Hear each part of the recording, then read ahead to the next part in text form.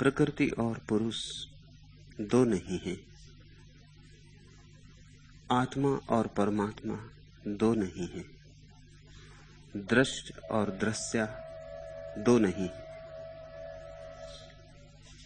भक्ति की यह आधारशिला है कि एक होने का उपाय है। एक होने का उपाय तभी हो सकता है जब वस्तुतः हम एक हों ही, यथार्थ से अन्यथा नहीं हो सकता। भक्त भगवान से मिल सकता है तभी जब मिला ही हुआ हो, जब पूर्व से ही मिला हो, जब प्रथम से ही विरह न हुआ हो, बिछड़न न हुई हो। यह थोड़ी जटिल बात है, इसे ख्याल में लेना। आम का बीज बोते हैं, आम पैदा होता है। आम इसलिए पैदा होता है कि आम छिपा था, आम था ही, नहीं तो कंकड़ बोते तो आम पैदा हो जाता। जो छिपा है वह प्रकट होता है। इस जगत में वही मिलता है जो मिला ही हुआ है। भेद इतना ही पड़ता है कि छिपा था अब प्रकट हुआ।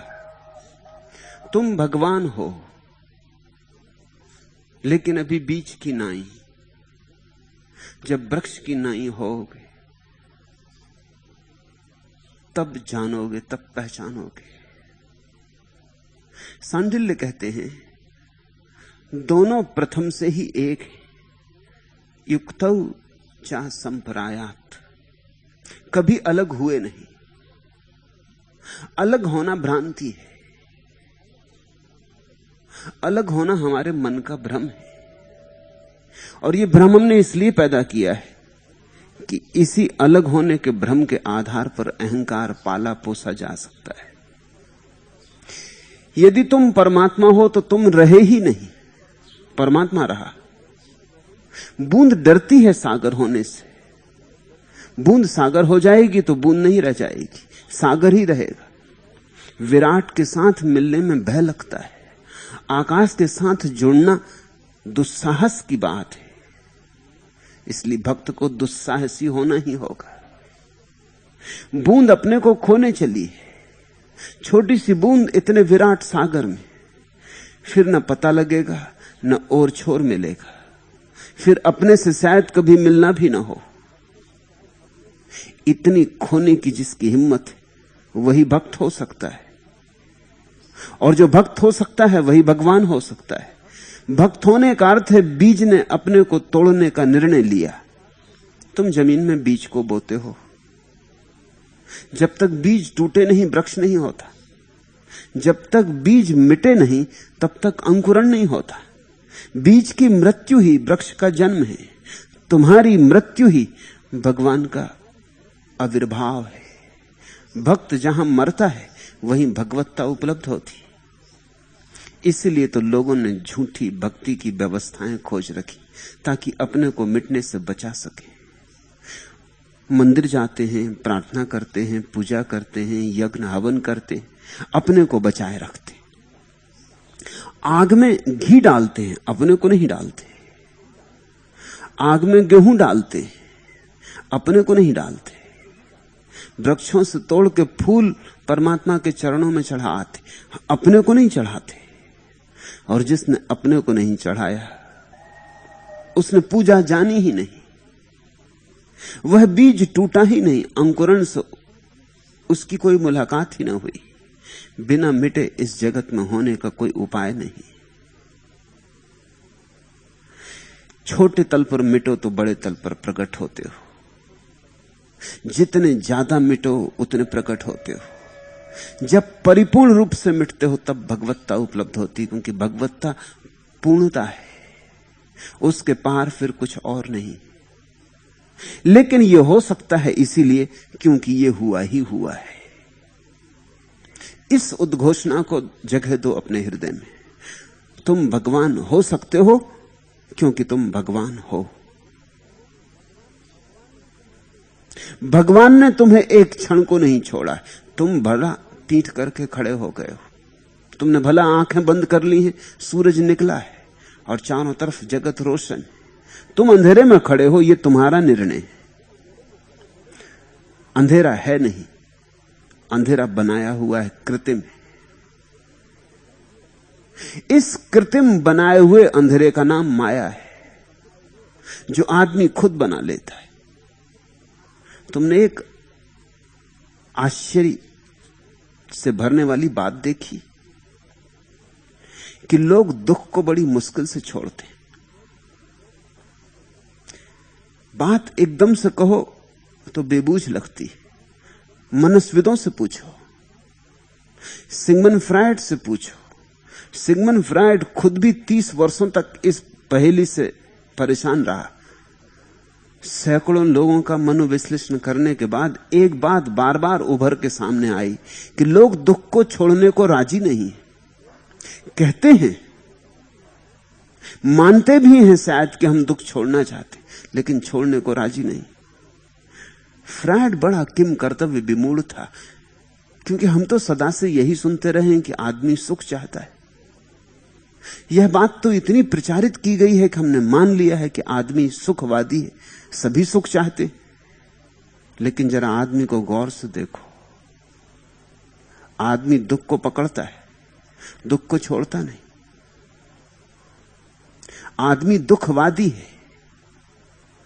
30 साल के मनोविश्लेषण का परिणाम था कि फ्रायड ने एक नए सत्य का आविर्भाव किया, जो कि फ्रायड के पहले किसी दूसरे मनुष्य ने इस तरह से स्पष्ट रूप से घोषित नहीं किया था।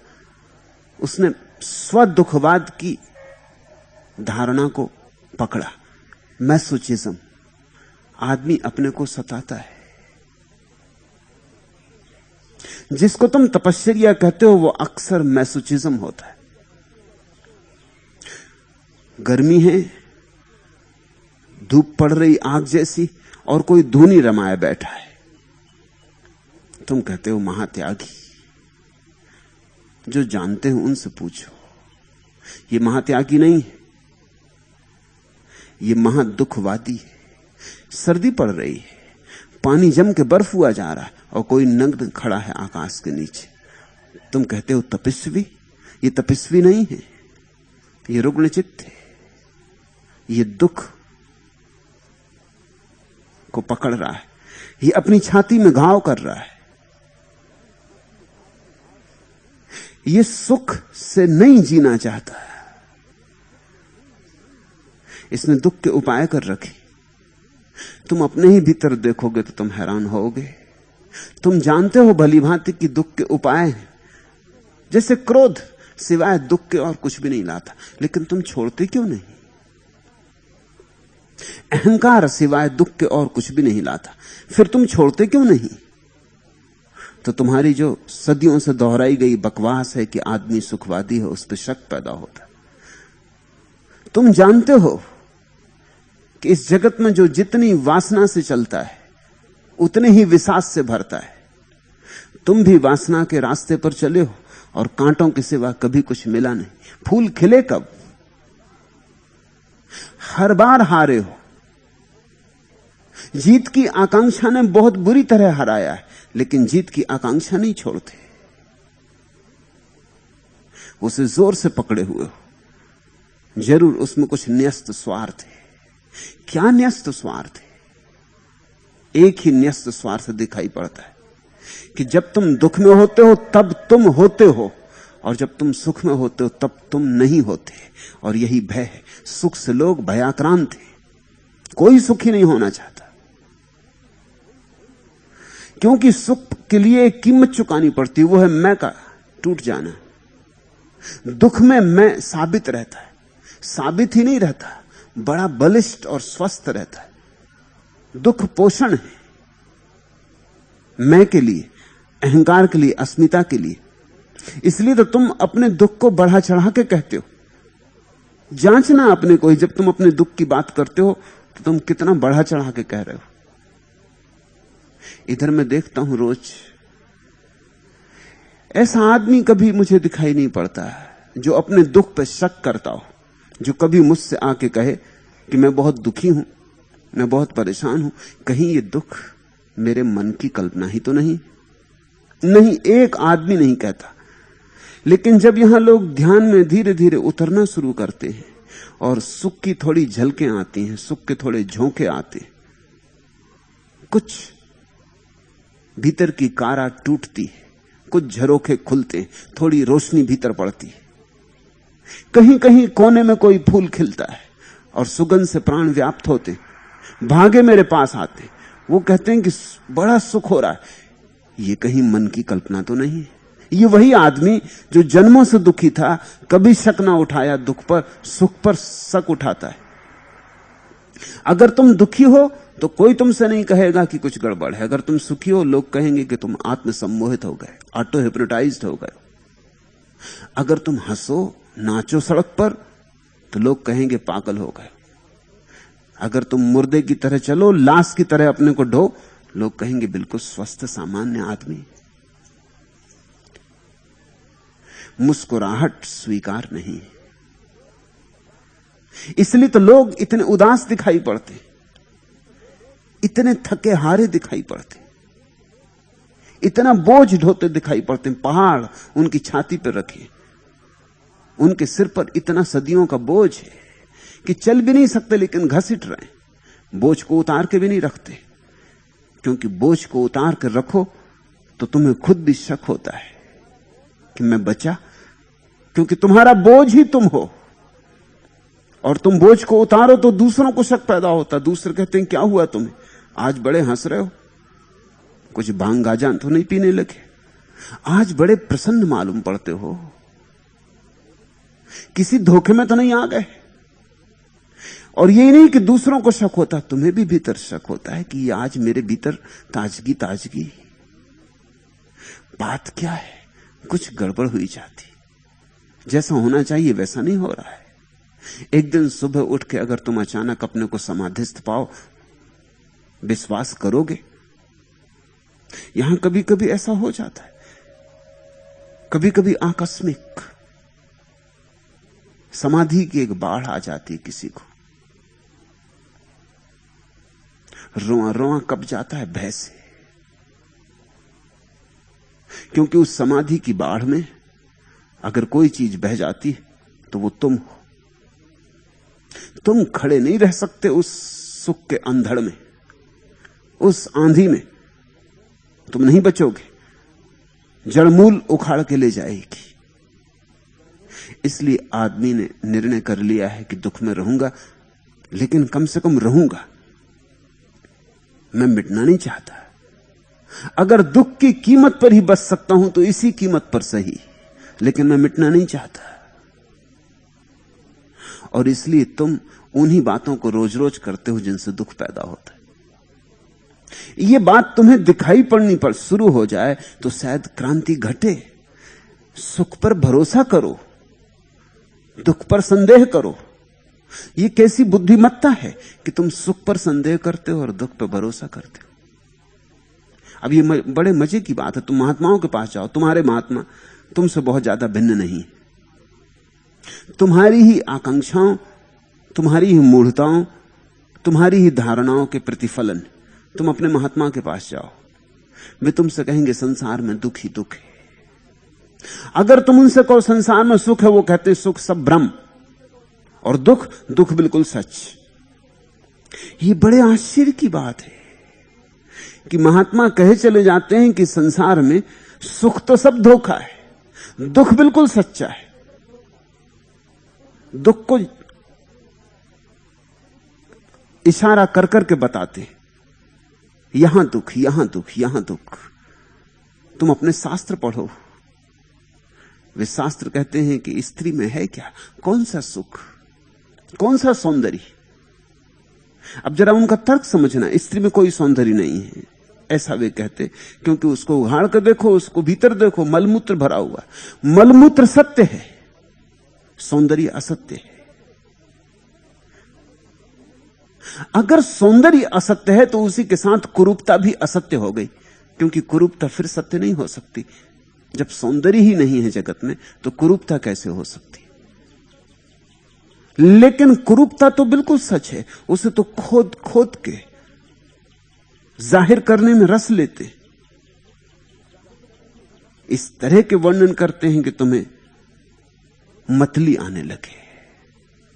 मतली सच है। वो जो कह उठने लगे तुम्हारे भीतर वो सच है, लेकिन वो जो किन्हीं आंखों में तुम्हें सौंदर्य की झलक मिली वो झूठ है। जगत में मृत्यु सत्य है, जीवन झूठ है,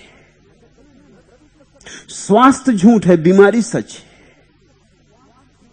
तुम्हारा महात्मा रस लेता है दुखों की फेहरिस्त बनाने, बड़ा कुशल है। जैसे तुम सुबह लॉन्ड्री की लिस्ट बनाते हो, वो रोज सुबह उठ के दुखों की लिस्ट बनाता है। वो फेहरिस्त को बड़ी करता चला जाता है। मामला क्या है? क्यों दुख में इतनी उत्सुकता है? तुम्हारा महात्मा भी दुख पे जीता है, तुम भी दुख पे जीते हो। तुम्हारा महात्मा तुमसे थोड़ा आगे चला गया, इसलिए तुम उसे महात्मा कहते हो। वो तुमसे ज्यादा दुखवादी, तुमसे ज्यादा मैसोचिस्ट है। फ्राइड को कोई महात्मा अध्ययन करने को नहीं मिला, मुझे महात्मा अध्ययन करने को मिले। फ्राइड ने तो केवल साधारण आदमियों के अध्ययन पे यह कहा कि आदमी दुखवादी। मैं सैकड़ों महात्माओं को देख के तुमसे यह कहता हूं कि आदमी तो कुछ भी नहीं। अगर असली दुखवादी देखना है तो महात्मा।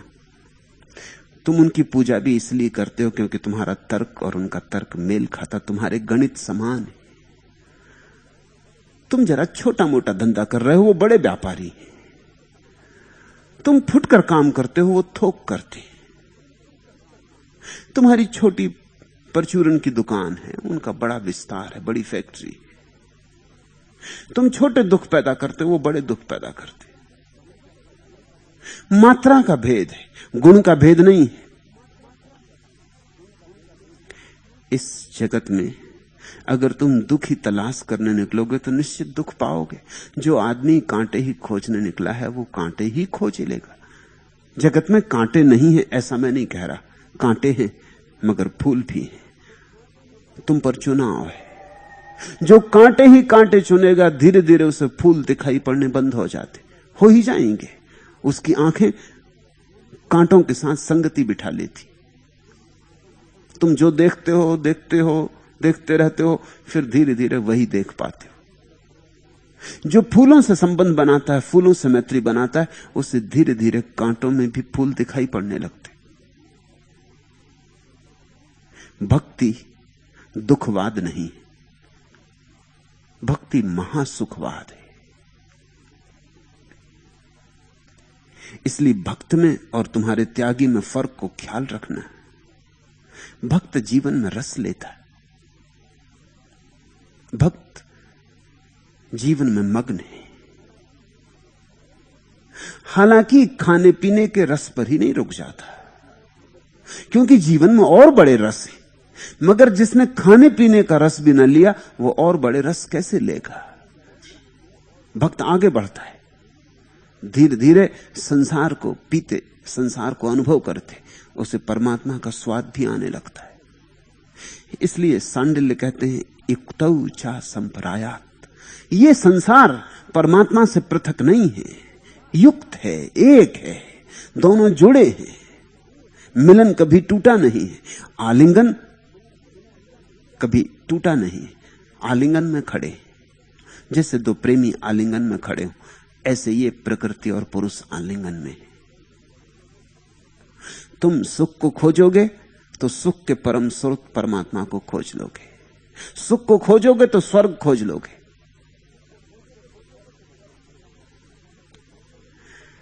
मगर मजा है कि तुम सुख के नाम पर भी दुख खोजते हो। कहते हो सुख खोज रहे हैं, एक आदमी कहता है मैं सुखी तो खोज रहा हूं, इसलिए तो धन इकट्ठा कर रहा हूं। धन इकट्ठा करने से क्या सुख का संबंध हो सकता है? मैं ये नहीं कह रहा हूं कि धनी आदमी को अनिवार्य रूप से दुखी होना चाहिए, हालांकि धनी आदमी अनिवार्य रूप से दुखी होता है। तुम जितना दुखी धनी को पाओगे उतना गरीब को नहीं पाओगे। आज अमेरिका की मुसीबत क्या है? यही कि धन है। तुम जो खोज रहे हो वो अमेरिका ने पा लिया और सब तरफ दुख व्याप्त हो गया है। अमेरिका नर्क बन गया है। अब कुछ समझ में नहीं आता आप क्या करें। मैं तुमसे यह कहना चाहता हूं कि जो लोग धन खोज रहे थे अमेरिका में, सुख खोज रहे थे, सोचते थे, लेकिन मिला तो दुख। तुमने सोचा था आम बो रहे हो, बोदी थी नीम, फल सिद्ध करेगा कि क्या बोया था। तुम जरा अमीर आदमियों को देखो, तुम उनकी आंखों में जीवन का आह्लाद पाते हो और उनके हृदय में प्रेम का गीत उठता है और उनके पैरों में कोई नृत्य है, अनुग्रह है, परमात्मा के प्रति कोई धन्यवाद है? नहीं, विषाद है, शिकायत है। वे बिल्कुल हारे थके खड़े। उनकी समझ में नहीं आ रहा कि अब क्या करें। अब तक सोचते थे धन मिलने से सुख मिलेगा, धन मिल गया और सुख का तो कुछ पता नहीं है, और जीवन हाथ से गया। अब धन का ढेर लगा है और जीवन हाथ से खो गया है। वह जीवन जो दोबारा वापस नहीं मिल सकता, वह समय जिसे लौटाने का कोई उपाय नहीं। ये ठीकरे का ढेर लग गया है, किस कीमत पर? सिकंदर एक फकीर से मिला और उसने फकीर से पूछा कि मैं संसार को जीतने निकला हूं, मुझे आशीर्वाद दो। उस फकीर ने कहा, आशीर्वाद दूंगा, उसके पहले एक प्रश्न। तुम संसार को जीत लिए मानो, मान लो कि संसार जीत लिए और एक महा रेगिस्तान में अकेले पड़ गए हो, प्यास लगी है भयंकर, और एक गिलास पानी मिल जाए इसके लिए तड़फ रहे हो, मर जाओगे, और मैं एक गिलास पानी लेके वहां मौजूद होता हूं, लेकिन ऐसे ही मुफ्त नहीं दे दूंगा एक गिलास पानी। तुम कितना मूल्य चुकाने को राजी होगे? सिकंदर ने कहा, जो मांगोगे। फकीर ने कहा, आधा राज्य। सिकंदर थोड़ा झिझका, हालांकि अभी देने लेने की कोई बात नहीं थी, यह केवल कल्पना का सवाल था, लेकिन फिर भी झिझका। आधा राज्य एक गिलास पानी के लिए? लेकिन फिर पूरी परिस्थिति सोची, भयंकर रेगिस्तान, भरी दोपहरी, आग बरसती, कहीं कोई रास्ते का पता नहीं, दूर दूर तक गांव की कोई खबर नहीं, कब पहुंच पाऊंगा इस रेगिस्तान के बाहर, कोई संभावना नहीं, प्यास से मरा जा रहा है। तो अब आधा राज्य भी अगर देना पड़े एक गिलास पानी के लिए। सिकंदर ने थोड़े संकोच से कहा कि ठीक, अगर ऐसी परिस्थिति होगी और मृत्यु सामने खड़ी होगी तो फिर आज आधा राज्य भी दूंगा। फकीर ने कहा, मैं भी कुछ इतने जल्दी पानी बेच नहीं दूंगा, पूरा राज्य चाहिए। सिकंदर ने कहा, बात क्या करते हो, कुछ सीमा होती है किसी बात के मूल्य की, एक गिलास पानी। पर फकीर ने कहा, परिस्थिति सोच लो, वही एक गिलास पानी तुम्हारा जीवन है, पूरा राज्य दोगे तो ही दे सकूंगा। सिकंदर ने थोड़ा सोचा और कहा, अच्छा अगर ऐसी स्थिति होगी तो पूरा राज्य भी दूंगा, क्योंकि जीवन बड़ी चीज है। फकीर हंसने लगा। उसने कहा, बस इसको तुम याद रखना, आशीर्वाद क्या मांगते हो, जीवन बड़ी चीज है। तुम जीवन को गंवा दोगे, राज्य पालोगे, और राज्य की इतनी कीमत है कि जरूरत पड़ जाए तो एक गिलास पानी में बिक जाए। इसका मूल्य कितना है? तुम धनी आदमी से जरा गौर से पूछो, जांचो, जो पद पर पहुंच गए हैं उनको जरा परखो, पहचानो। वे सभी ये सोचते थे कि सुख की तलाश में चले, नरक में पहुंच गए। मानने से थोड़ी कोई स्वर्ग पहुंचता है, तुम्हारी दिशा कहां है? तो दुनिया में जिनको तुम संसारी कहते हो, वे भी दुख ही खोज रहे हैं। सिर्फ अपने को भरमाने के लिए उन्होंने दुख के डब्बों पर सुख के लेबल लगा रखे, और जिसको तुम धार्मिक कहते हो वो भी दुख खोज रहा है, उसने अपने दुख के डब्बों पर पुण्य के लेबल लगा रखे। इतना ही भेद है, लेबल का भेद है, दोनों दुख खोज रहे हैं। इस जगत में अगर कोई आदमी सुख खोजता मिल जाए तो वही भक्त है। फिर सुख का क्या मतलब होगा? फिर सुख का एक ही मतलब हो सकता है कि दुख मेरे मैं को पुष्ट करता है। सुख की खोज का एक ही अर्थ हो सकता है कि मैं इस मैं को छोड़ दूं जो दुख पर जीता है, जिसके लिए दुख अनिवार्य है, मैं इस दुख को छोड़ दूं। दुख का त्याग इस जगत में सबसे बड़ा त्याग है। मैं अपने सन्यासी से वही कहता हूं, दुख का त्याग। तुम्हारे त्यागी कहते हैं त्याग के नाम पर दुख का वरण। मैं तुमसे कहता हूं त्याग एक ही है, दुख का त्याग। तुम्हें थोड़ी ये बात अजीब लगेगी स्वभावतः, क्योंकि दुख तो तुम कहते हो सभी छोड़ना चाहते। मैं तुमसे फिर दोहराता हूं कि कोई नहीं छोड़ना चाहता। दुख को लोग पकड़ते, जहां से दुख आता है उसी दिशा में दौड़ने लगते। तुमने कभी देखा कोई पक्षी कमरे में आ जाता है और फिर बंद खिड़की के कांच से सिर टकराने लगता है? तुम्हें भी कभी लगा होगा कि पक्षी भी कैसे मूल होते। जिस दरवाजे से आया है वो अब भी खुला है। इस बंद खिड़की के कांच से सिर टकराने की जरूरत क्या है? इस पक्षी को इतना होश नहीं है कि जहां से आया हूं वहीं से वापस चला जाऊं, लेकिन पक्षी सिर टकराता है। कभी तो लहूलुहान कर लेता है अपने को, पंख टूट जाते, लेकिन जो खुला दरवाजा है उस तरफ नहीं जाता, बंद दरवाजे की तरफ दौड़ता है। सुख का दरवाजा खुला दरवाजा है। परमात्मा ने दरवाजा बंद नहीं किया, उसका मंदिर का दरवाजा खुला है। शायद इसलिए तुम उस तरफ नहीं जाते। खुले दरवाजे में क्या रस? आदमी बंद दरवाजों में उत्सुक होता है। आदमी के इस मनोविज्ञान को समझना। अगर किसी चीज को आकर्षक बनाना हो उसे छिपाओ। इसलिए एक बुर्के में जाती मुसलमान औरत जितनी खूबसूरत होती, उतनी खूबसूरत दूसरी औरत नहीं होती। बुर्का राह चलता हर आदमी रुक कर देखना चाहता है कि बुर्के में क्या है। बर्ट्रैंड रसल ने लिखा है कि जब वो बच्चा था, विक्टोरिया का जमाना था, तब स्त्री के पैर का अंगूठा भी दिख जाता था तो लोग कामोत्तेजित हो जाते थे। घांगरे पहने जाते थे जो कि जमीन को छुएं, जिससे पैर भी, स्त्री का अंगूठा भी दिखाई ना पड़े। 100 साल में दुनिया बदल गई है। पश्चिम में तो निश्चित बदल गई। स्त्रियां नग्न समुद्र तटों पर लेटी, कोई काम उत्तेजित नहीं हो रहा है। छिपाओ, आकर्षण पैदा होता है। निषेध करो, निमंत्रण मिलता लोगों को। किसी दरवाजे पर तख्ती टांग दो कि यहां झांकना मना है, बस फिर वहां से बिना झांके कोई निकल ही ना सकेगा।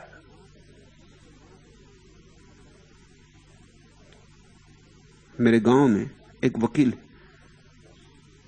उन्होंने अपनी दीवार पर लिख छोड़ा है कि यहां पेशाब करना मना है। सारा गांव वहां पेशाब कर। वो मुझसे बोले कि बात क्या है? मैंने कहा तुम दीवार से ये अक्षर हटा दो, इनको पढ़ के जिसको नहीं पेशाब लगी है उसको भी लगाती। जो आदमी अपने काम से चला जा रहा था, जिसे भी ख्याल भी नहीं था, जब वो एकदम से देखता बड़े बड़े अक्षर यहां पेशाब करना मना, उसे तत्क्षण ख्याल आता है कि अरे चलो। और उसे यह भी ख्याल आता है कि ये दीवार योग्य होगी तभी तो लिखा गया, नहीं तो कोई हर कहीं थोड़ी लिखता है। जैसे ही तुम निषेध करते हो वैसे ही कुछ आकर्षण पैदा होता है। फिर तुम बात को समझना, जहां निषेध है वहां अहंकार को रस होता है, क्योंकि अहंकार को चुनौती मिलती। अहंकार बड़े काम करना चाहता है। जो काम सरल है अहंकार करना ही नहीं चाहता, अहंकार कठिन काम करना चाहता है, क्योंकि कठिन से ही सिद्ध होगा कि मैं कुछ हूं। सरल से कैसे सिद्ध होगा? जैसे तुम कहो कि मैं सांस लेता हूं, इससे क्या फायदा? लोग कहेंगे सांस तो सभी लेते, पशु पक्षी भी लेते हैं, जानवर भी लेते हैं, वृक्ष भी लेते हैं। तुम सांस लेते हो, इसमें कौन सी खूबी? इसमें क्यों अकड़े जा रहे हो? राष्ट्रपति होकर दिखाओ। तुम कहते हो रात में सो जाता हूं, लोग कहेंगे तुम भी खूब हो, इसमें खूबी की बात क्या है? सो गए तो ठीक, सभी सो जाते, कुत्ते बिल्ली भी सो जाते। धनपति होकर दिखाओ, जो कठिन हो वो करके दिखाओ, सरल से क्या लेना देना है? तुमने सुना ना ज़ैन फकीर रिंझाई का वचन, किसी ने पूछा कि तुम करते क्या, तुम्हारी साधना क्या? उसने कहा जब भूख लगती तब खाना, जब नींद आए तब सो जाना। पर उस आदमी ने कहा इसमें खूबी की बात क्या है? रिंझाई ने कहा यही तो खूबी की बात है कि हम सरल से जीते। दरवाजा खुला है, लेकिन पक्षी भी दरवाजे से नहीं जाता, बंद खिड़की पे सिर मारता है। बंद खिड़की को तोड़ने में चुनौती है, एक मजा है, सिद्ध करने का एक मौका है कि मैं कुछ हूं। जहां जहां कठिनाई है वहां वहां तुम्हें रस है, लेकिन जहां जहां कठिनाई है वहीं वहीं दुख है। पंखे टूट जाएंगे, पक्षी लहूलुहान हो जाएगा, और अगर किसी तरह कांच को तोड़ने में भी सफल हो जाए तो और भी महंगा पड़ जाएगा सौदा, तब कांच भी छिद जाएगा। दरवाजा प्रतिपल खुला है, दरवाजा खुला ही था, नहीं तो पक्षी भीतर ही कैसे आता। तुम इस संसार में जिस दरवाजे से आए हो वह दरवाजा अभी भी खुला है, उसी दरवाजे से बाहर हुआ जा सकता है, लेकिन तुम उससे बाहर नहीं होना चाहते। तुम कुछ सिद्ध करके जाना चाहते हो, तुम नाम छोड़ जाना चाहते हो, तुम यश, प्रतिष्ठा, अस्मिता के लिए दीवाने हो रहे हो, और इन सब से दुख आता है। परमात्मा सरलतम है, इसलिए लोग चूकते। मैं दोहराऊं, क्योंकि परमात्मा ने तुम्हें चारों तरफ से घेरा हुआ है, और परमात्मा इतना मुफ्त मिला हुआ है, इसलिए कोई उसमें उत्सुक नहीं। मुझसे कभी कभी कोई आके पूछता है कि परमात्मा मिलता क्यों नहीं, मैं उसको कहता हूं क्योंकि वो मिला हुआ है, इसलिए तुम खोजते नहीं।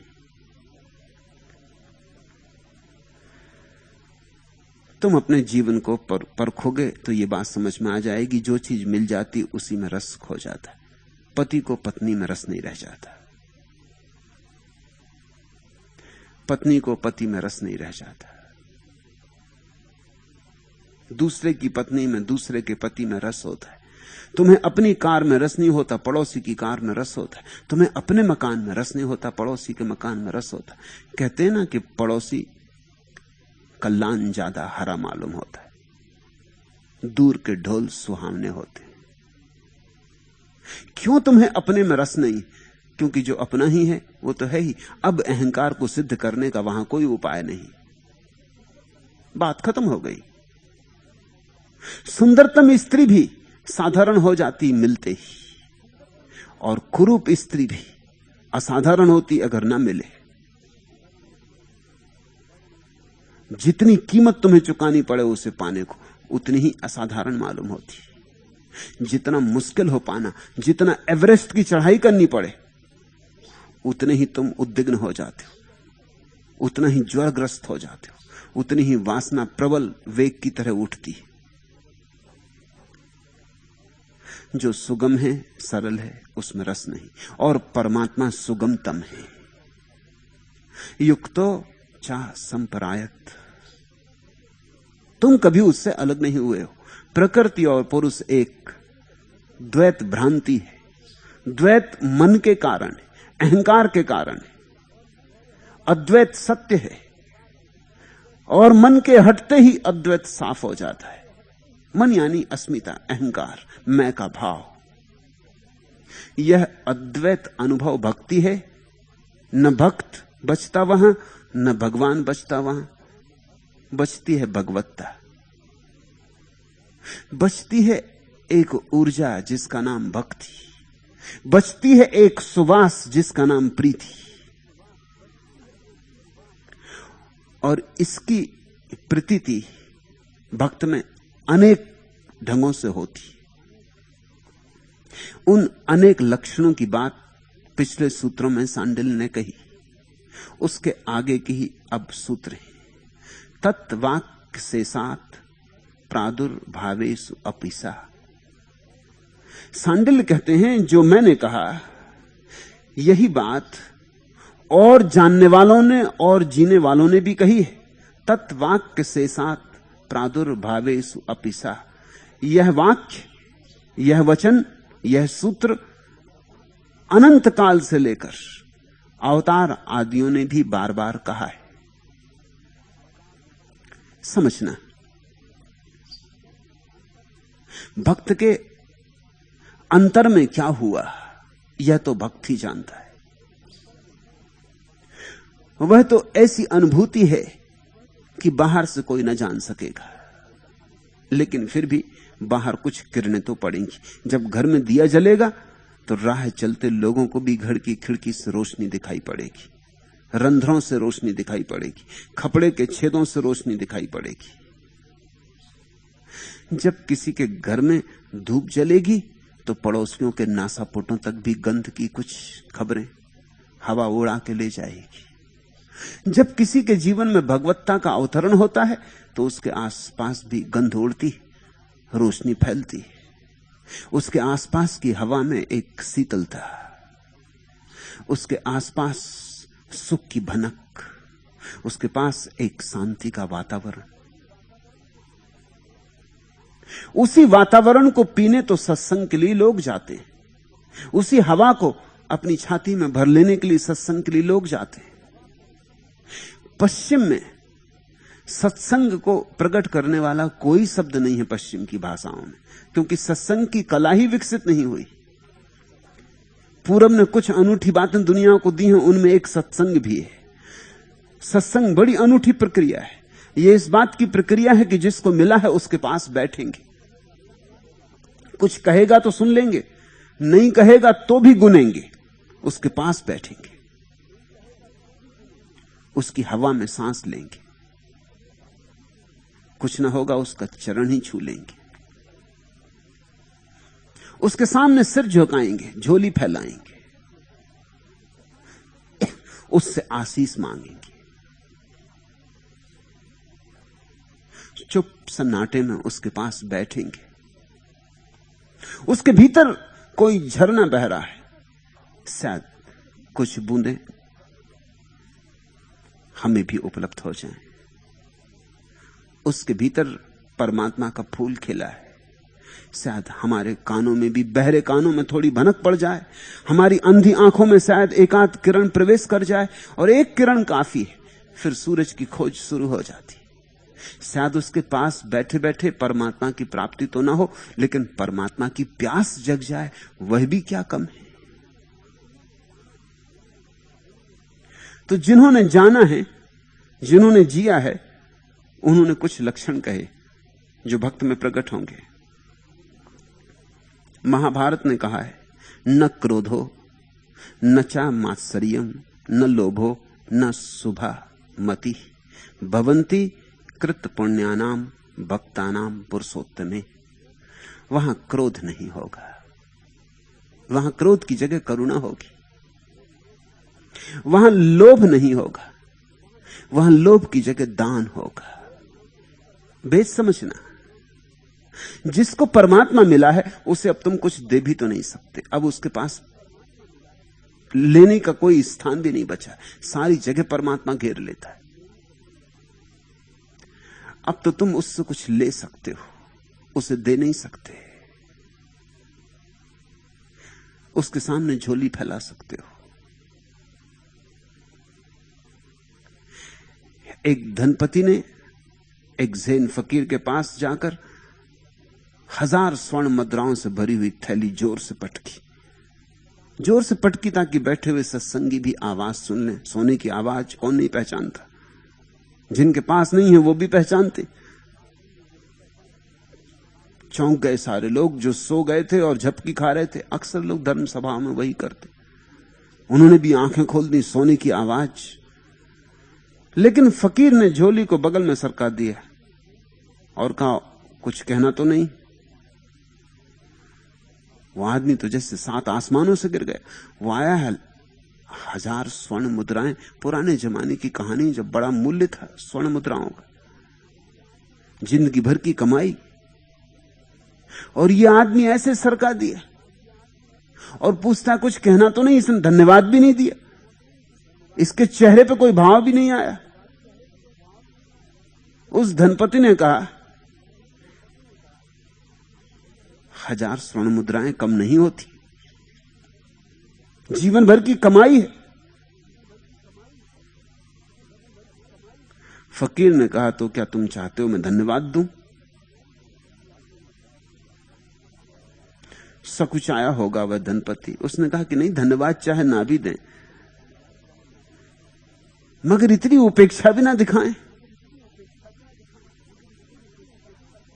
उस फकीर ने कहा, तुम जो देने आए हो, देने के भाव में ही भ्रांति हो गई। मुझे मिल गया परम धन, अब उसके आगे और कोई धन नहीं।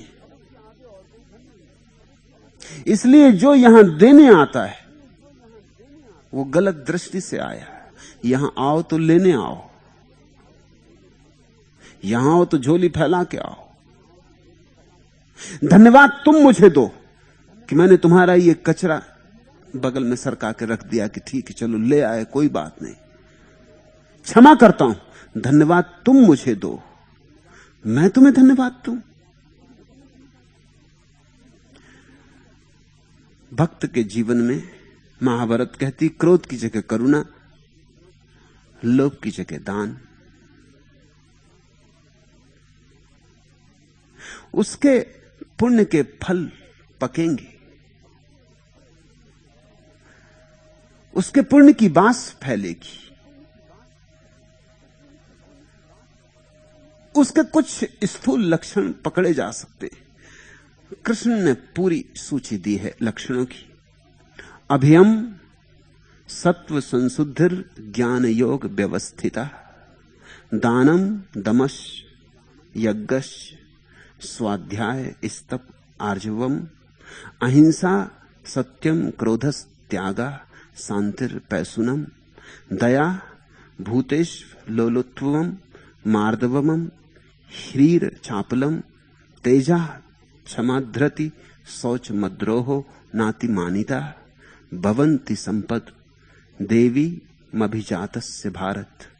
हे भारत, अर्जुन को कृष्ण ने कहा, हे भारत, अभय, चित्त शुद्धि, योगानुराग, दान, संयम, यज्ञ, स्वाध्याय, तप, सरलता, अहिंसा, सत्य, अक्रोध, त्याग, शांति, अलोभ, अहंकार शून्यता, ह्री अर्थात असत कार्यों में सहज संकोच, अचंचलता, तेज, क्षमा, धृति अर्थात सुख दुख में अविचल भाव, अद्रोह, ये सब दिव्य पुरुष के लक्षण हैं। ये उस भक्त में प्रकट होते। सांडिल्य कहते हैं भीतर की जो घटना है वह तो भक्त जानेगा, लेकिन जो भीतर है वो भी बाहर से तो जुड़ा ही है।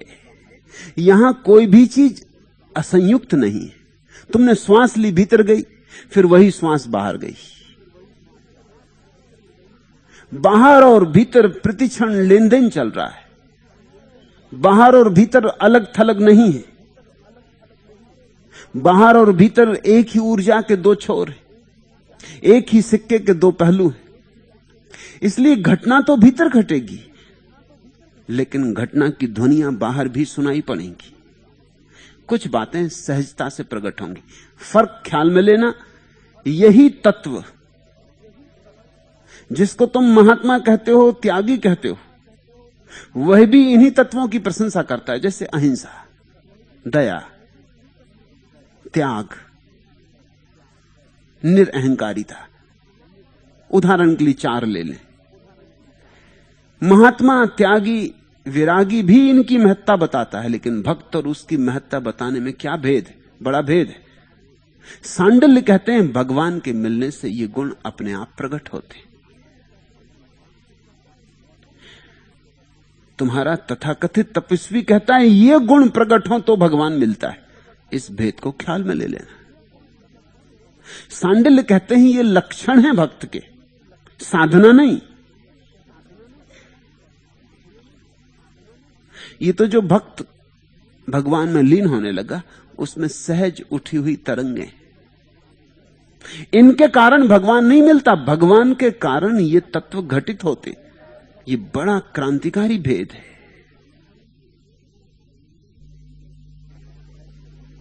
इसको ऐसा समझें, तुम्हारे घर में अंधेरा है और मैं तुमसे कहूं कि दिया जलाओ, दिया के जलते ही अंधेरा चला जाता है। तुम तार्किक आदमी हो, तुम सोच विचार वाले आदमी हो, दार्शनिक हो, तुम इसका गणित बिठाओ। तुम कहो कि ठीक है, कहा गया कि जब प्रकाश होता है तो अंधेरा नहीं होता, अर्थात जब अंधेरा नहीं होता तब प्रकाश होता है। तर्क में तो ये बात ठीक है। अगर तुम इसको जीवन व्यवहार में लाने की कोशिश करोगे तो मुश्किल में पड़ जाओगे। तार्किक रूप से यह बात सच है कि जहां अंधेरा है वहां प्रकाश नहीं, जहां अंधेरा नहीं वहां प्रकाश। अगर तुम अंधेरे को हटाने में लग जाओ, पोटलियां बांध के अंधेरे को फेंकने जाओ गड्ढों में, या धक्के दे के अंधेरे को निकालना चाहो, या तलवारें ले आओ और अंधेरे को काट पीट करके घर से बाहर कर देना चाहो तो तुम मुश्किल में पड़ जाओगे। अंधेरा ऐसे नहीं निकलता, प्रकाश आ जाए तो निकलता है। अंधेरा निकाल के प्रकाश नहीं आता, प्रकाश के आने से अंधेरा निकलता है। यही भक्ति की उद्घोषणा है। भक्त कहता है जीवन में बहुत सी बुराइयां हैं, लेकिन परमात्मा के आ जाने पर ही निकलती। तुम चाहते हो बुराइयां पहले निकाल दें, फिर परमात्मा आए, तो तुम अंधेरा निकालने में लगे हो। परमात्मा है रोशनी। भक्त कहता है मैं जैसा बुरा भला हूं, रो तो सकता हूं उसके लिए, पुकार तो सकता हूं उसके लिए, अपात्र हूं ये मुझे पता है, लेकिन उसके बिना पात्र होऊंगा भी कैसे? उसका ही संस्पर्श मिलेगा तो ये लोहा सोना बनेगा, वही पारस आएगा और छुएगा तो ये अंधकार रोशनी में बदलेगा। इसलिए भक्त कहता है भगवान को मैं पुकारूंगा, अपनी अपात्रता अपनी दीनता को समझूंगा और भगवान को पुकारूंगा। मेरी अपात्रता मेरी प्रार्थना में बाधा नहीं बनेगी। अपात्र हूं इसलिए तो प्रार्थना कर रहा हूं। इसलिए देखते हो जो पात्र हो जाता वो प्रार्थना क्यों करेगा? वो दावेदार होता है, प्रार्थना क्यों? वो कहता इतने उपवास किए, इतने तप किए, घर द्वार छोड़ा, धन छोड़ा, पद छोड़ा, पहाड़ पर बैठा रहा इतने वर्षों तक, अब प्रार्थना क्या? अब मिलना चाहिए, अब ये मेरा हक है, ये मेरा अधिकार है। अगर कहीं कोई अदालत हो तो वो परमात्मा पर मुकदमा चलाने के लिए आतुर है। वो कहता अभी तक मिले क्यों नहीं? प्रार्थना का सवाल ही क्या है? प्रार्थना तो भक्त करता है। भक्त कहता है मेरी योग्यता तो कुछ भी नहीं, तुम मिलो ऐसा दावा तो मेरा कुछ भी नहीं, तुम न मिलो ये बिल्कुल समझ में आता है। मैं इस योग्य ही नहीं हूं कि तुम मुझे मिलो। इसलिए इसमें शिकायत जरा भी नहीं है, शिकवा जरा भी नहीं है। तुम नहीं मिल रहे हो ये बिल्कुल तर्क संगत है, क्योंकि मैं पात्र ही नहीं।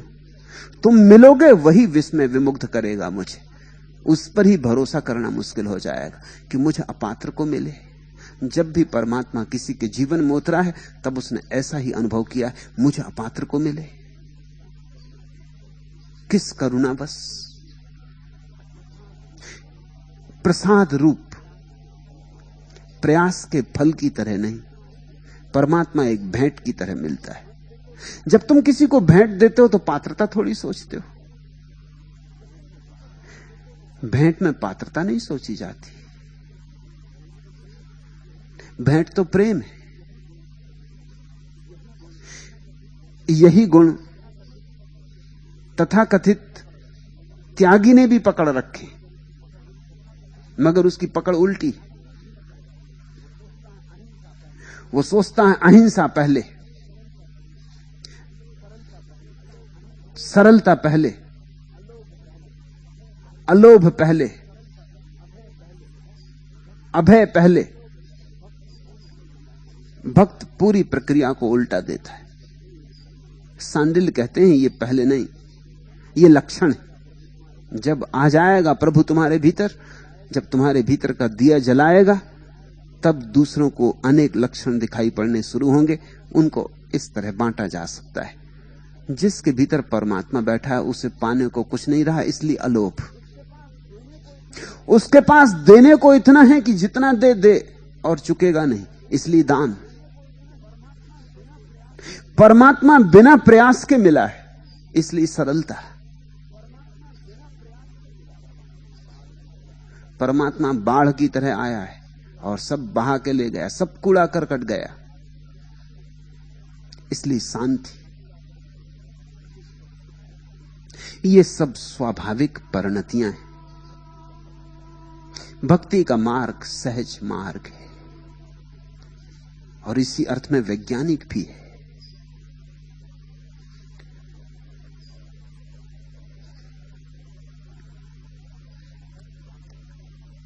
तत्वाक्य से साथ प्रादुर्भावेषु अपिसा जन्म कर्म वेदा चा अजन्म शब्दात। भगवान के जन्म कर्म का रहस्य जानने वाले पुरुष का भी फिर जन्म नहीं होता। ये भक्त की परम गति कि जिसने जान लिया परमात्मा को पहचान लिया, छिपा जिसके सामने प्रकट हो गया,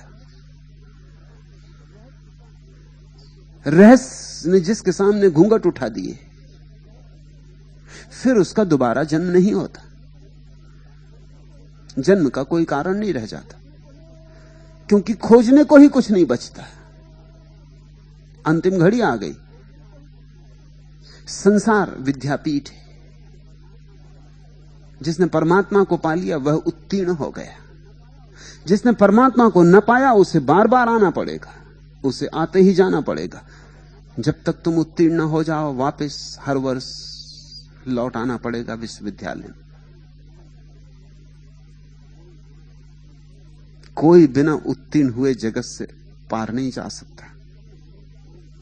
उत्तीर्ण होने का क्या लक्षण होगा?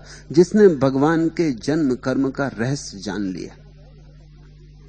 क्या रहस्य भगवान के जन्म और कर्म का? दो रहस्य। एक कि भगवान अजन्मा है और तुम भी अजन्मा हो। भगवान अज है और तुम भी अज हो। प्रारंभ कभी हुआ ही नहीं। प्रारंभ में कोई प्रारंभ था ही नहीं, न कोई अंत है। अस्तित्व अनादि और अनंत है। सब सदा से है और सब सदा रहेगा। रूप बदलते, आकृतियां बदलती, मगर ऊर्जा वही है। तुम न मालूम कितनी देहों में पहले आए और न मालूम कितनी देहों में और आओगे, लेकिन जो आता रहा जाता रहा वह एक ही। तुम्हारा पक्षी न मालूम कितने कितने पिंजरों में बंद हुआ और न मालूम कितने आकाशों में उड़ा और न मालूम कितने रूप धरे, लेकिन जो अंतरतम था वह वही है। इस जगत में जो भेद हैं वे केवल नाम और रूप के भेद हैं। परमात्मा के जन्म का जो रहस्य समझ लेगा, उसका अर्थ हुआ उसने समग्र के जन्म का रहस्य समझ लिया। इस समग्र का कभी कोई जन्म नहीं हुआ है। तुम इस समग्र के हिस्से हो, तुम्हारा भी कोई जन्म नहीं हुआ है। और तभी तुम्हें एक बात ख्याल में आ जाएगी, जब जन्म नहीं हुआ तो मृत्यु भी नहीं हो सकती। बुद्ध मर रहे थे, आखिरी घड़ी आ गई थी, शिष्य रो रहे थे। उन्होंने आंख खोली और आनंद से कहा कि तू रोता क्यों है? आनंद का इसलिए रोता हूं कि आप जा रहे। बुद्ध ने कहा मैंने जीवन भर एक ही बात समझाई कि न मैं कभी आया और न कभी जाता हूं, न मेरा कोई जन्म है न मेरी कोई मृत्यु है, और जिसका जन्म है और जिसकी मृत्यु है वह मैं नहीं हूं। वह केवल रूप मात्र है, स्वप्न मात्र। स्वप्न ही बनते और बिखरते, सत्य वैसा का वैसा, जस का तस, ज्यों का त्यों। कृष्ण का वचन है, जन्म कर्म चामे दिव्यमेवं यो वेत्ति तत्वतः त्यक्त्वा देहम पुनर्जन्म नयति मामेति सो अर्जुन। हे अर्जुन, मैं सच्चित आनंद रूप हूं। मैं अज और नित्य होने पर भी लोक उपकारार्थ देह धारण करता हूं। परमात्मा अज है, अजन्मा है और अमृत है। अजा ही अमृत हो सकता है। जो जन्मा है वो तो मरेगा, जो नहीं जन्मा है वही नहीं मरेगा। परमात्मा से अर्थ समझ लेना, समग्र का नाम है परमात्मा, कोई व्यक्ति का नाम नहीं है। सारे जोड़ का नाम परमात्मा है। वृक्ष और पहाड़ और स्त्रियां और पुरुष और नदियां और चांद तारे, सबका जोड़। उस जोड़ का कोई जन्म नहीं। उस जोड़ में मैं भी हूं, तुम भी हो, हमारा भी कोई जन्म नहीं। इसलिए भक्त मृत्यु के भय से मुक्त हो जाता है। जन्म ही नहीं तो मृत्यु कैसे होगी? तुमने मान लिया है कि तुम्हारा जन्म है, इसलिए तुम मृत्यु से परेशान हो। तुमने एक घड़ी दिन तय कर रखा है कि उस दिन मैं जन्मा था, तो फिर पक्का हो गया कि एक घड़ी दिन तुम्हें मरना होगा। फिर चिंता है, फिर तुम कपे जा रहे हो, फिर तुम भयभीत हो। उसी भय के कारण धन इकट्ठा करते हो, मकान बनाते हो, पत्नी बच्चे, किसी तरह से अपने को बचा लें, मिट न जाऊं। जहां से जरा सा मिटने का डर आता है वहीं सुरक्षा का इंतजाम करते हो। लेकिन तुम्हारी कोई मृत्यु नहीं, तुम सदा से हो, तुम सदा रहोगे। भगवान के जन्म का रहस्य जानकर ही व्यक्ति अपने भी जन्म और जीवन का रहस्य जान लेता है। वही मुक्ति, फिर लौटना नहीं होगा। और भगवान के कर्म का रहस्य, वहां कोई कर्ता नहीं है, फिर भी सब हो रहा है। भगवान बैठ के यहां एक एक चीज का हिसाब नहीं कर रहा है कि अब इस झाड़ को पानी चाहिए, और अब इस आदमी को रोटी चाहिए, और अब ये पत्ता पीला पड़ गया है इसको गिराना चाहिए, और अब वसंत आया जा रहा है तो बीज डालने चाहिए, और ये चांद कहीं तिरछा न चला जाए, कहीं रास्ते से न चूक जाए, तो सब बैलगाड़ी को ठीक ठीक हाँकते रहना चाहिए। ऐसा कोई भगवान नहीं है जो व्यवस्था कर रहा है। यह व्यवस्था बड़ी स्वाभाविक है, कोई करने वाला नहीं। यहां कोई बैठा हुआ बीच में इस सारे आयोजन को संभाल नहीं रहा। लोगों की भगवान के प्रति धारणाएं इसी तरह की, वो यही सोच रहे हैं कि कोई सत्ताधारी आज्ञा दे रहा है, जगह जगह फरमान निकाल रहा होगा कि अब ऐसा होने दो, अब ऐसा होने दो, अब रात हो जाने दो, अब दिन हो जाने दो, अब देर हुई जा रही है, अब जल्दी से सुबह करो, सूरज को निकालो। कोई कहीं करता नहीं है, सब हो रहा है। वैसी ही दशा तुम्हारी भी है, तुम्हारे भीतर भी सब हो रहा है, करता कोई भी नहीं। छोटे पैमाने पर तुम इस बड़े विराट का छोटा सा लक्षण हो। तुम अपने भीतर ही खोज के देखो, भूख लगती तब कोई भूख लगाता है? जब तुम श्वास भीतर लेते हो तो कोई श्वास भीतर लेता है? जब नींद आती तो कोई नींद लगाता है? कब तुम बच्चे से जवान हो गए और कब जवान से बूढ़े हो गए, कोई कर रहा है? सब हो रहा है। इस सूत्र को हृदय में संभाल के रखना, सब हो रहा है। जैसे ही तुम्हें यह बात समझ में आ जाए कि सब हो रहा है, सारी चिंताएं समाप्त हो जाती। चिंता यही है कि कहीं ऐसा ना हो कि मैं कुछ चूक जाऊं, कुछ कर ना पाऊं, कहीं वैसा ना हो जाए। चिंता कर्ता की छाया है। मेरे पास लोग आते हैं, वो कहते हैं हम चिंता से कैसे मुक्त हो। मैं उनसे कहता हूं तुम प्रश्न ही गलत पूछते हो, पूछो कर्ता से कैसे मुक्त हो। करता रहेगा तो चिंता रहेगी, और अब तुम एक नई चिंता ले रहे हो सिर पे मोल की, चिंता से कैसे मुक्त हो। अब ये भी तुम्हें करके दिखाना है। अब ये और एक नया कर्ता पैदा होगा कि चिंता से मुक्त होना है। समझो, कर्ता कोई भी नहीं। ये सारा का सारा जो हो रहा है स्वाभाविक है, सहज है, अपने से है, स्वयंभू है। जैसे ही ये बात समझ में आती है, एक विश्राम आ जाता है। फिर कोई चिंता नहीं, फिर जो होता है ठीक ही होता है, जो होगा ठीक ही होगा, जो हुआ ठीक ही हुआ। इसलिए भक्त कोई पश्चाताप नहीं करता, और न भविष्य की चिंता करता है, न योजना बनाता है। और भक्त के मन में कभी ये द्वंद्व नहीं उठता कि ऐसा कर लेते तो अच्छा होता, वैसा क्यों कह दिया, वैसा क्यों कर लिया। न भक्त ने तो छोड़ दिया है अपने को विराट के साथ। अब जहां ले जाओ, जो करवाओ, जैसी उसकी मर्जी। और ध्यान रखना, ये सब भाषा की बात है। जब मैं कहता हूं जैसी उसकी मर्जी, वहां कोई है नहीं जिसकी मर्जी है।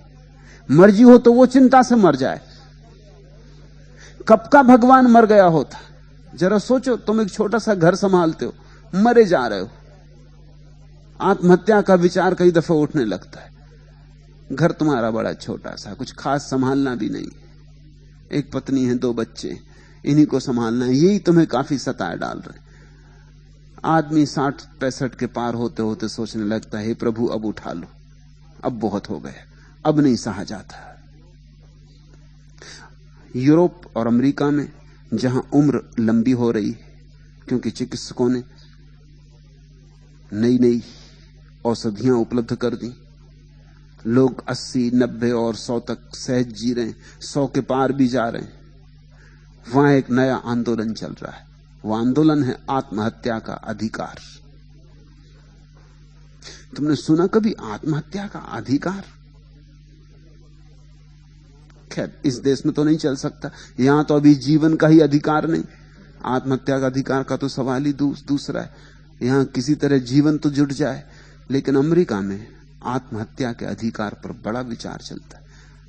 और 10-15 साल के भीतर अमेरिका के विधान में आत्महत्या का मूलभूत अधिकार जुड़ के रहेगा। जोड़ना ही पड़ेगा, क्योंकि जो आदमी 120 साल का हो गया और मरना चाहता है, क्या करे? नहीं जीना चाहता, बहुत हो गया। हर चीज की सीमा होती, किसी भी चीज को सीमा के आगे खींच दो, अड़चन शुरू हो जाती। अब न उसे रस है, जीवन के सब सपने देख लिए, सब व्यर्थ हो गए। जीवन के सब खेल खेल लिए और कुछ पाया नहीं। अब खाट पर पड़े पड़े सड़ने का क्या प्रयोजन है? और चिकित्सक उसे लटकाए रख सकते, ऑक्सीजन का सिलेंडर लगाया हुआ है, टांग बांधी हुई है, हाथ अटकाया हुआ है, ग्लूकोज लटकाया हुआ है, वो पड़ा है, वो उसको रख सकते हैं इसी हालत में। ये कोई जिंदगी है? वो पूछता है कि ये इसको जिंदगी कहने का क्या अर्थ है? मैं विदा होना चाहता हूं, लेकिन चिकित्सक को अधिकार नहीं है कि वो ऑक्सीजन बंद कर दे, क्योंकि चिकित्सक का जो नियम है वो पुरानी दुनिया से बना है। जब जीना ही मुश्किल था, नियम तब बना था, और अब जीने से ज्यादा जीना संभव हो गया, तो नियम बदल देने होंगे। हर आदमी एक सीमा पर अनुभव करने लगता, मर ही जाऊं। तुम जरा परमात्मा की तो सोचो, कभी का या तो पागल हो गया होगा, या कभी की आत्महत्या कर ली होगी, या भाग गया होगा, सन्यासी हो गया होगा, दूर निकल गया होगा संसार से कि अब नहीं लौटना कभी, सब त्याग करके चला गया होगा। नहीं, वहां कोई भी नहीं, वहां सन्नाटा है। और जिस दिन तुम इस सत्य को समझ लेते हो कि इतना विराट जगत बिना कर्ता के चल रहा है, उस दिन अपनी इस छोटी सी जिंदगी में क्यों ये कर्ता को बनाना? ये भी चलने दो, ये भी होने दो। इन दो बातों को समझकर कि इस संसार का ना कोई प्रारंभ है ना अंत, और इस संसार को ना कोई चलाने वाला है ना कोई नियोजन करने वाला, ये विराट अपनी ही ऊर्जा से बहा जाता है, ये स्वयंभू है। भक्त भी मुक्त हो जाता है। जन्म कर्म विदा चा अजन्म शब्दात, इन दो शब्दों का अर्थ समझ में आ जाए, जन्म और कर्म की, सब समझ में आ गया। तत्चा दिव्यम स्वाशक्ति मात्र उद्भवात, उनका जन्म कर्म आदि सभी दिव्य और असाधारण है, उनकी ही शक्ति से वे नाना रूप दिखाई पड़ते। लेकिन हमें उस परमात्मा का तो कुछ पता नहीं, वह परमात्मा तो बहुत दूर है। शायद हमारे पास उसे पकड़ने की आंख भी नहीं है, हाथ भी नहीं है, समझने की बुद्धि और प्रतिभा भी नहीं। इसलिए सांडिल्य कहते हैं, भगवान के अवतारों को समझने की कोशिश करो। भगवान तो पकड़ में नहीं आता, लेकिन राम पकड़ में आ जाते, कृष्ण पकड़ में आ जाते, बुद्ध पकड़ में आ जाते, मोहम्मद पकड़ में आ जाते। इनको पकड़ो, इनको समझो। बुद्ध के होने का क्या प्रयोजन है?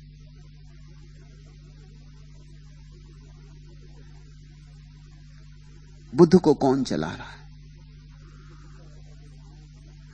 बुद्ध के भीतर ऐसा कोई भाव उठता है कि मैं अब ऐसा करूं, या जो होता है होता है?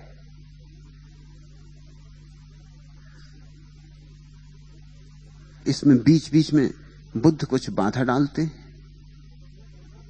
या निर्बाध इस जीवन की धारा को बहने देते? परमात्मा दूर है, उसका अवतार निकट है। जिन्होंने परमात्मा को जान लिया है उनका जीवन समझो, तो वहां भी तुम यही पाओगे कि समर्पण है, परम समर्पण है। जैसे वृक्ष में पत्ते लगते हैं और वृक्ष में फूल आते हैं, ऐसा कवि गीत को गाता है, बस ऐसे ही।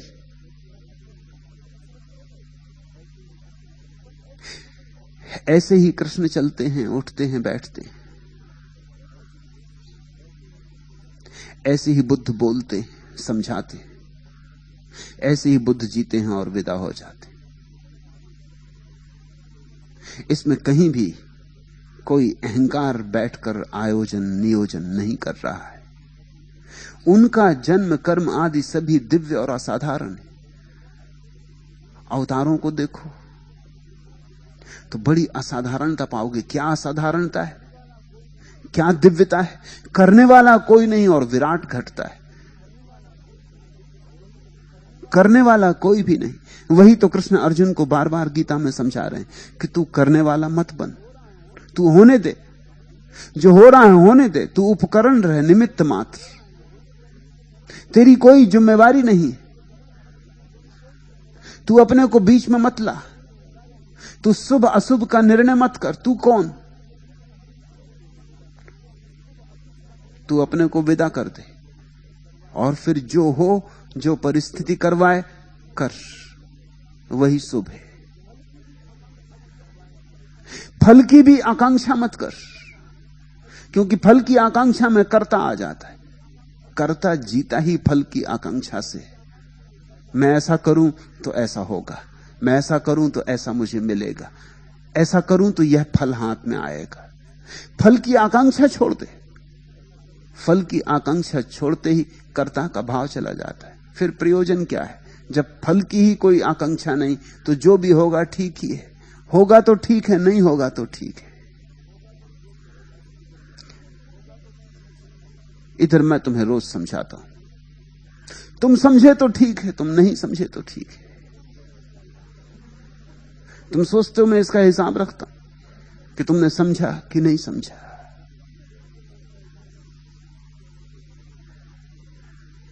इससे कोई प्रयोजन नहीं।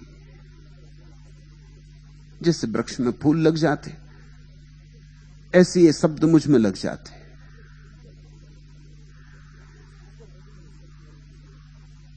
अगर तुम भी इस तरह जियो तो तुम्हारे जीवन में असाधारण दिव्यता आ जाए। थोड़ा इस तत्व का रस लेना शुरू करो। उठो बैठो, मगर न कोई उठने वाला हो न कोई बैठने वाला हो। काम भी करो, दुकान पर भी जाओ, बाजार में भी, दफ्तर में भी, मगर न कोई करने वाला हो न कोई जाने वाला हो। घर की देखरेख भी करो, जो भी दायित्व है सिर पर पूरा भी करो, लेकिन कोई करने वाला ना हो। दुनिया में दो उपाय हैं बोझ से मुक्त होने के। एक तो यह है कि दायित्व छोड़ दो। भगोड़ा सन्यासी वही करता है, वो दायित्व ही छोड़ देता। वो कहता है कि न रहेगा बांस न बजेगी बांसुरी, बात खत्म। पत्नी बच्चों को छोड़ के भाग गए जंगल, वो दायित्व छोड़ देता है। ये कोई असली सन्यास ना हुआ। असली सन्यास है दायित्व तो होने दो, कर्ता छोड़ दो, तो भी बोझ चला जाता है। वही असली क्रांति है। ये कोई असली क्रांति ना हुई। तुम अगर घर बच्चे छोड़ के भाग गए, ज्यादा देर ना लगेगी, पहाड़ की गुफा में भी बच्चे और पत्नी आ जाएंगे। किसी पहाड़ी स्त्री से लगाव बन जाए। तुम अपने से कहां जाओगे? शिष्य इकट्ठे हो जाएंगे, उन्हीं से तुम्हारा भाव हो जाएगा, वही जो तुम्हारा अपने बच्चों से था। उन्हीं से मोह लग जाएगा। कल तुम्हारा शिष्य मर जाएगा तो तुम उसी तरह रोगे जिस तरह तुम्हारे बेटे के मरने से रोते। तो फर्क क्या हुआ? मकान छोड़ के चले गए, गुफा में बैठ गए, कल गुफा भूकंप आ जाए और गुफा टूट जाए तो तुम उसी तरह दुखी होगे जैसे मकान के आग लग जाने से हो जाते। भेद क्या पड़ा? तुमने स्थिति बदल ली, मन स्थिति तो वही की वही है। सब छोड़ के चले गए, एक भिक्षा पात्र ले गए और रात किसी ने गुफा से चुरा लिया। तो तुम्हारे सुबह मन में वही होगा, वही भाव उठेंगे जो किसी ने तुम्हारी तिजोरी खोल के सारा धन निकाल लिया होता तब उठते। कुछ भेद नहीं पड़ेगा। असली सन्यास कर्ता का त्याग है, दायित्व का नहीं। वही गीता का अपूर्व संदेश है। गीता ने जगत को ठीक सन्यास की पहली परिभाषा दी। गलत सन्यास बहुत पुराना था। गीता ने एक अनूठे सन्यास की परिभाषा दी। गीता ने कहा रहो यहीं, जियो यहीं, और फिर भी भीतर से सब शून्य हो जाए। अर्जुन से वो कह रहे हैं तू लड़ और भीतर से शून्य भाव से लड़। तू परमात्मा के हाथ में अपने को सौंप दे। परमात्मा यानी समग्र के हाथ में अपने को सौंप दे, फिर उससे जो करवाना हो करवा ले। जीत होगी कि हार, ये भी विचारनी नहीं। तू है ही नहीं करने वाला, तो फिर फल विचारनी नहीं हो सकता। अगर परमात्मा का जन्म और कर्म बहुत दूर की बात मालूम पड़े, बहुत एब्स्ट्रैक्ट हवाई बात मालूम पड़े, तो इस पृथ्वी पर जो कभी कभी परमात्मा की थोड़ी सी झलक मिलती, उनमें पहचानने की कोशिश करना। उनमें भी तुम वही पाओगे, वही शून्य भाव, भीतर कोई भी नहीं, कर्म का विराट जाल और कर्ता का अभाव। मुखम तस्य ही कारुण्यम, उनकी करुणा ही उनके जन्म आदि का प्रधान कारण है। बुद्ध क्यों बोले? इसलिए नहीं कि बोलने से प्रसिद्ध होना है, इसलिए नहीं कि बोलने से शिष्यों की भीड़ इकट्ठी करनी, इसलिए नहीं कि बोलने से कुछ लाभ है। इसलिए बोले कि बोलने से किसी को शायद लाभ हो जाए। इसलिए बोले कि जो मुझे मिल गया है वो बटे, शायद किसी के भीतर पड़ा हुआ बीज मेरे शब्दों की चोट से उमग आए। शायद किसी के भीतर पड़ा हुआ तार जिसे कभी छेड़ा नहीं गया जग जाए। करुणा, जीवन के दो सूत्र हैं, एक वासना और एक करुणा।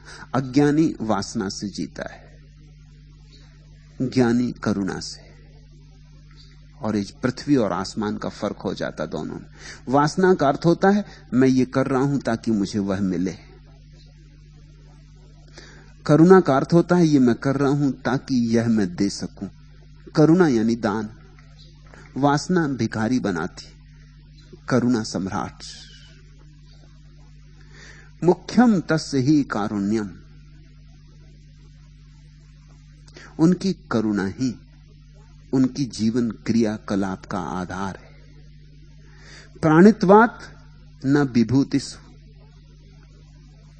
विभूतियों के प्रति क्यों ही भक्ति पराभक्ति नहीं है? क्योंकि वे प्राणधारी जीव हैं। सांडिल कहते हैं, लेकिन एक बात ख्याल रखना,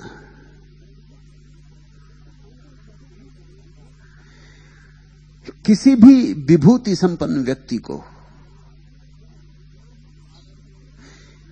तुम कितना ही आदर दो, भक्ति दो, वह श्रद्धा तक जाएगी, पराभक्ति नहीं हो पाएगी।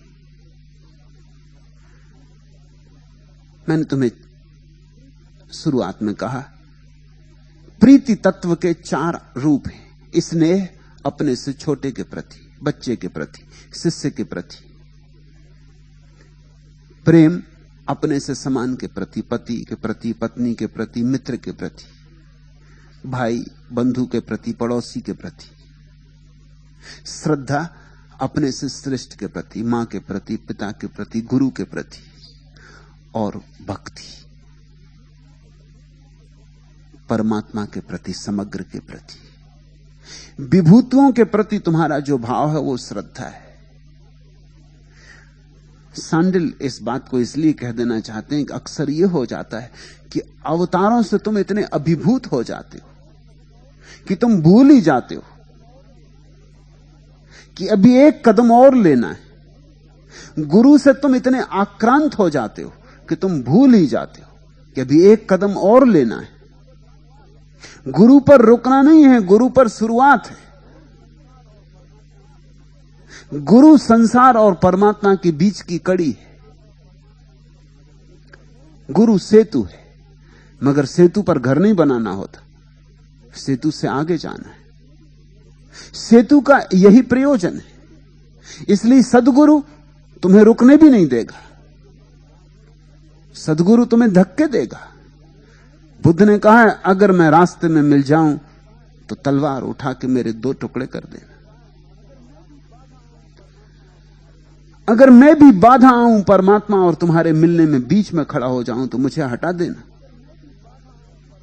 रामकृष्ण के गुरु तोतापुरी ने रामकृष्ण से कहा कि एक ही चीज बाधा बन रही है तेरे अनुभव में, तेरी काली। रामकृष्ण तो बहुत रोने लगे, जार जार होकर रोने लगे। काली को छोड़ने की तो बात ही समझ में नहीं आती, काली यानी परमात्मा। लेकिन तोतापुरी कहता है कि काली ठीक सेतु की तरह, लेकिन अभी एक कदम और लेना है। अब रामकृष्ण के मन में तो काली के प्रति ऐसा प्रेम था कि मजनू का लैला के प्रति नहीं रहा होगा, कि सीरी का फरियाद के प्रति नहीं रहा होगा। अपूर्व प्रेम था। शायद किसी बेटे ने कभी किसी मां को इतना नहीं चाहा होगा जैसा रामकृष्ण ने काली को चाहा था। सारी श्रद्धा समर्पित कर दी थी और उसी को भक्ति मान लिया था। इसी बात को सांडिल्य समझाने के लिए, सचेत करने के लिए ये सूत्र दे रहे हैं। तोतापुरी ने कहा, तुझे ये तो छोड़ना ही पड़ेगा, तू आंख बंद कर। वो जो बुद्ध ने कहा कि मैं राह में मिल जाऊं तो तलवार उठा के 2 टुकड़े कर देना, तोतापुरी ने कहा कि तू आंख बंद कर और उठा के तलवार काली के 2 टुकड़े कर। रामकृष्ण कहने लगे, तलवार वहां कहां से लाऊं? तोतापुरी हंसे और उन्होंने कहा, तू काली को कहां से लाया?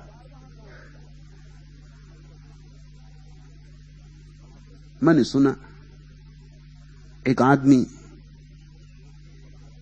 नाविक होना चाहता था, नौसेना में भर्ती होना चाहता था। उसका परीक्षण चल रहा था। सेनापति ने उससे पूछा कि तुम जहाज पर हो और मान लो तूफान आ जाए तो क्या करोगे? तो उसने कहा कि लंगर लटकाऊंगा।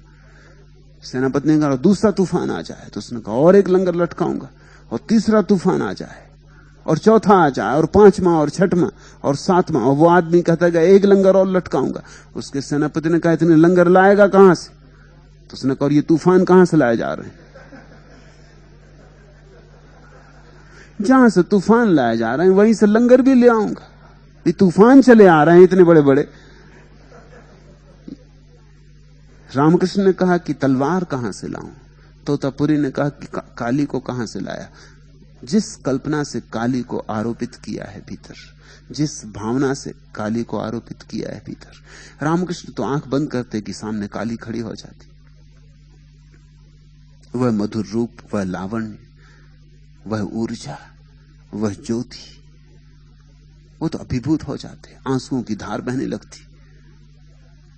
बहुत दिन तोतापुरी ने बिठाया, लेकिन रामकृष्ण भीतर जाते भूल ही जाते।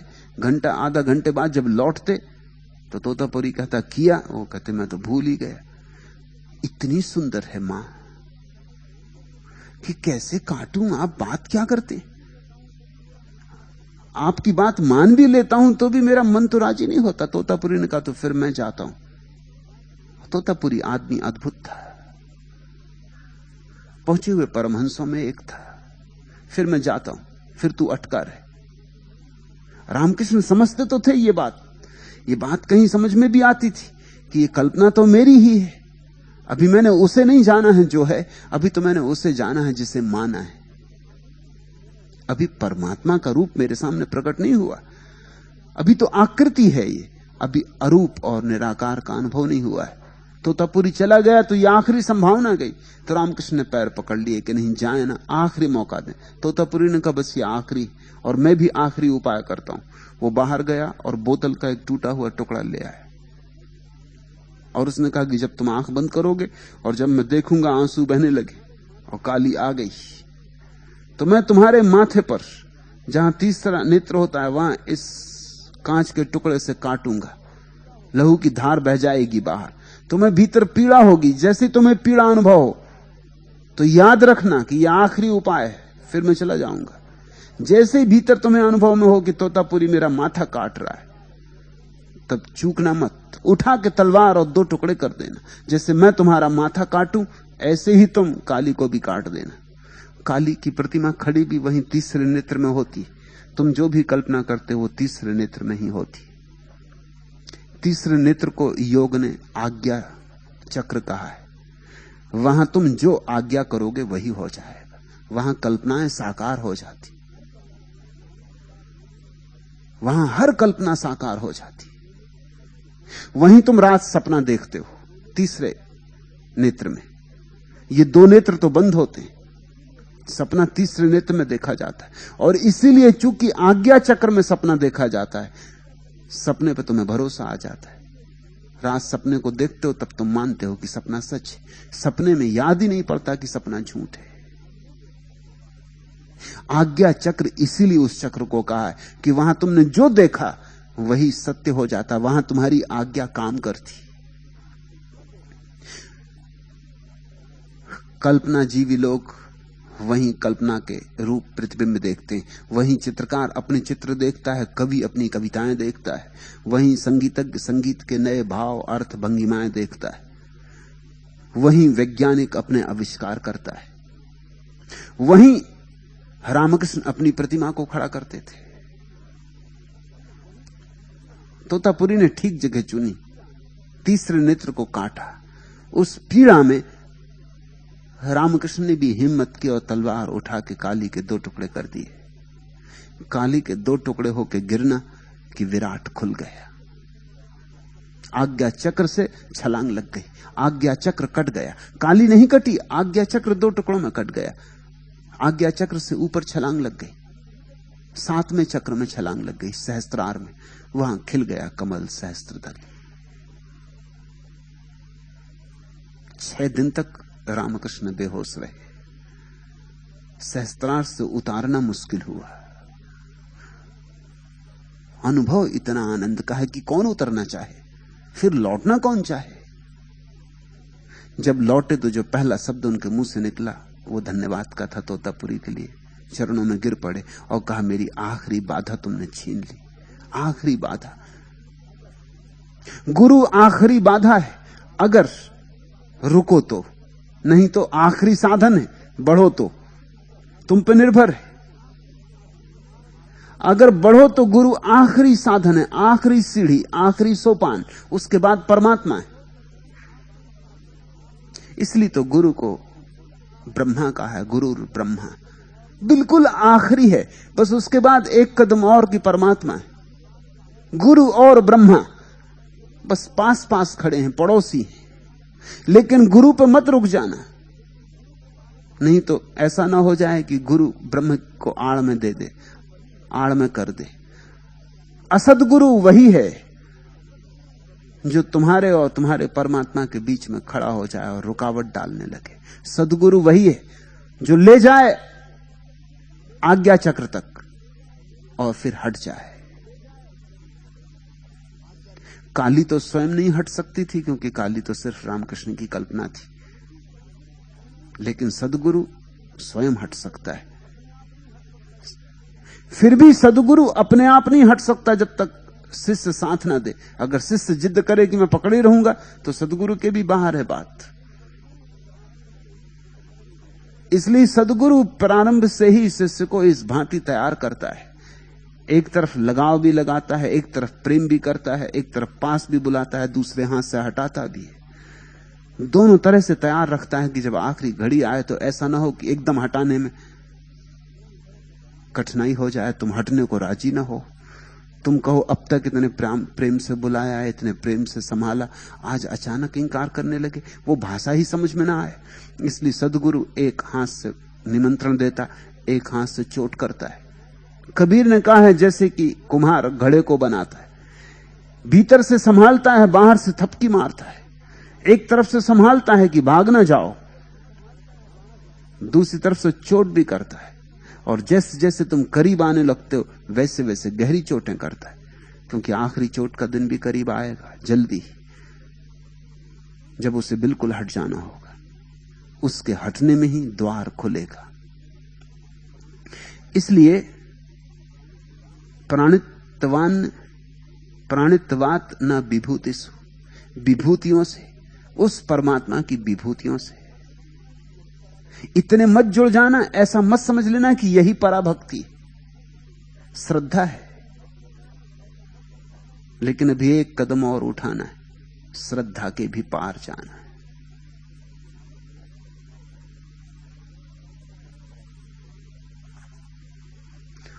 और तुम पार जा सकते हो क्योंकि तुम पार हो।